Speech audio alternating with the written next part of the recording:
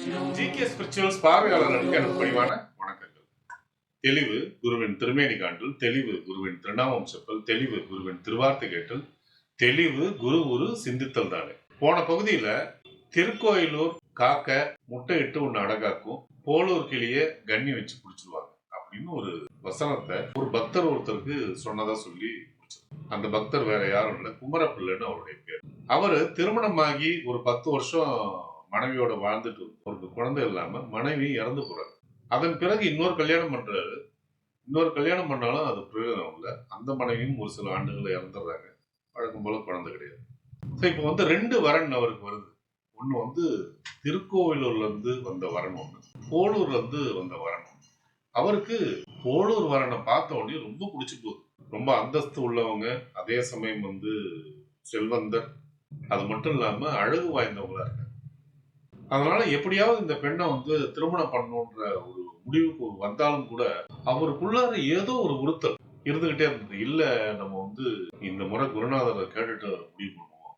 ஏன்னா நம்மளுடைய கர்மா நம்மளை சும்மா விடாம நம்மளை துரத்தி அடிக்குது அப்படின்ற ஒரு எண்ணத்தோட நேரா எங்க வர்றாருன்னா சேஷாத்ரி சுவாமி கிட்ட வந்தாரு.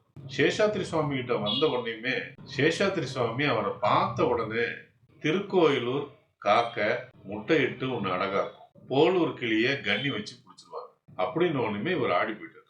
கண்ணி வச்சு புடிச்சிருவாங்கன்னா மரணம், எவன் கல்லி வச்சு புடிச்சிருவான் அப்படின்ற ஒரு அர்த்தத்துல அவர் மனசுல உள்ளத போட்டு உடைச்சிட்டாரு. போலூர் வரணும் பிடிச்சிருக்கு அவனுக்கு, அதை ஒண்ணு கண்ணி வச்சு புடிச்சிருவாங்க. ஆனா திருக்கோயிலூர் நீ நினைக்கிற அது அழகு கம்மியா இருக்கு, நிறம் கம்மியா இருக்குன்னு, ஆனா அதுதான் உன்னை பாதுகாக்கும் அப்படின்றத சேஷாத்ரி சுவாமி உணர்த்துறதா அவர் உடனே அவருக்கு புரிஞ்சிருச்சு. அதை வாய் விட்டும் சொல்றாரு.